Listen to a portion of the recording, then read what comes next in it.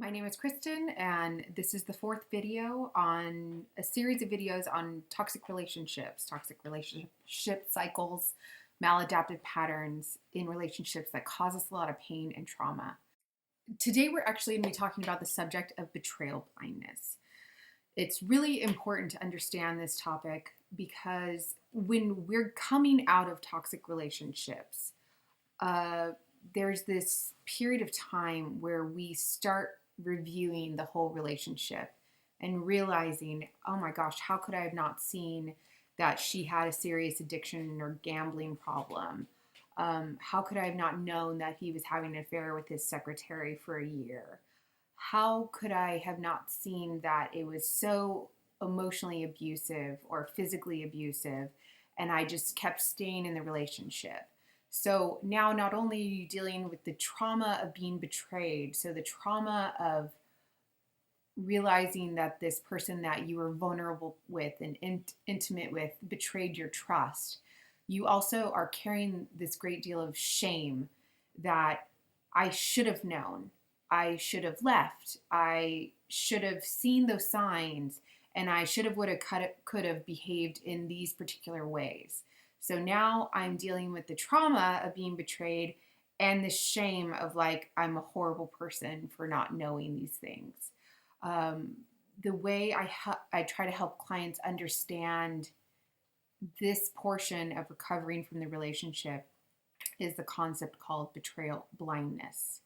So it's basically helping someone understand that when they are in a codependent relationship, so when they are dependent on that other person, whether it's a real dependency, such as they need them for financial reasons, support with the children, or it's perceived needs, dependency needs, such as I need them to tell me that I'm good enough and smart enough or attractive.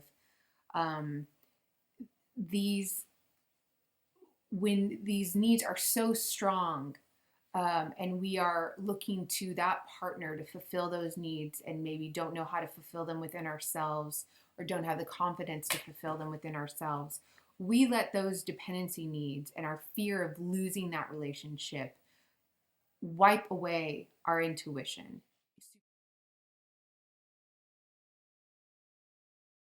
There's an understanding that there's forms of betrayal that happen all the time. There's a used car salesman who maybe sells you a car for more than it's worth, or someone will steal something out of your purse or out of your backpack or something. So there's those types of forms of betrayal where there's an understanding that those kind of things aren't supposed to happen and they do happen. Someone breaks into your car, etc., damages your property.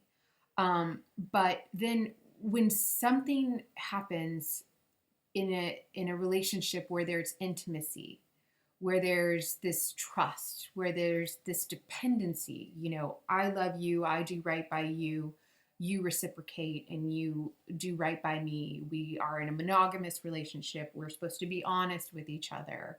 What I say is what I mean, and vice versa. When we're in that type of relationship, an intimate, dependent relationship where there are strong levels of emotional and logistical ties to each other. So let's say the husband's a breadwinner, and the mom's at home caring for the children. So there's a strong dependency on each other. The more dependency there is in a relationship, the more likely a person is to ignore these warning signs, the betrayal or the abuse, because the fear of losing the relationship suppresses our intuition and our instincts that are telling us that we are being harmed or betrayed or lied to or gaslighted. So the more the victim is dependent on the perpetrator of that betrayal, the more power that perpetrator has over the victim. And betrayal blindness is the same concept used to explain why acts of sexual abuse, domestic violence, and other abuses at the hands of loved ones often goes uncovered, unacknowledged, undiscussed, unchanged for years.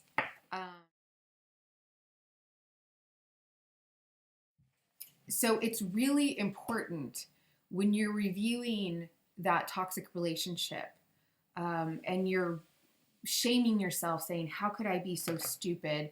How could I have been so blind to these obvious signs, that this was an unhealthy relationship, an unhealthy person?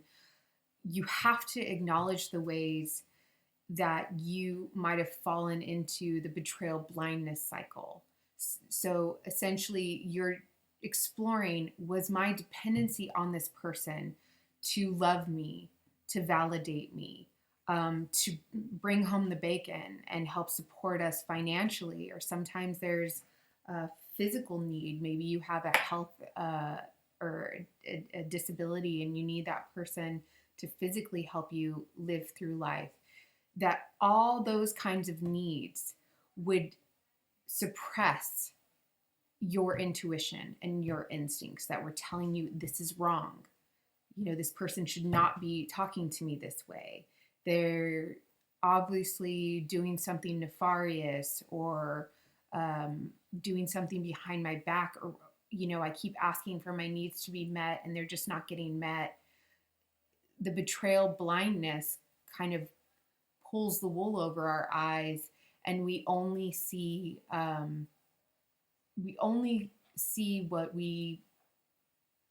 what's going to keep us in that relationship.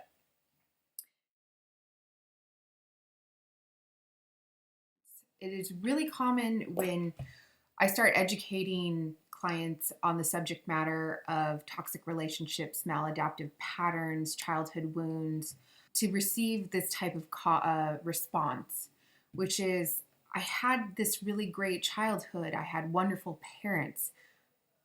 Where did it all go wrong? How did I find myself suddenly in this unhealthy relationship, in this abusive cycle, with someone who is a drug addict or an alcoholic, or someone who had a long-term affair? Why, in retrospect, when we review the toxic relationship after it was over, after the addiction was discovered or the infidelity, and you can look back and remember your family warning you or your friends already knowing, and you could see the warning signs, but you just kept ignoring them, so to speak. The reason why is called betrayal blindness. So the most important part when we're talking about betrayal blindness is that the fact that you cannot have fear, so much fear of losing your partner, losing the relationship, that cannot drive your state of mind, because that fear driven determination to maintain that relationship at all costs is what feeds the betrayal blindness. And so then you ignore those intuitive messages that caution you, that scream at you that you're being mistreated or lied to or harmed or abused or betrayed.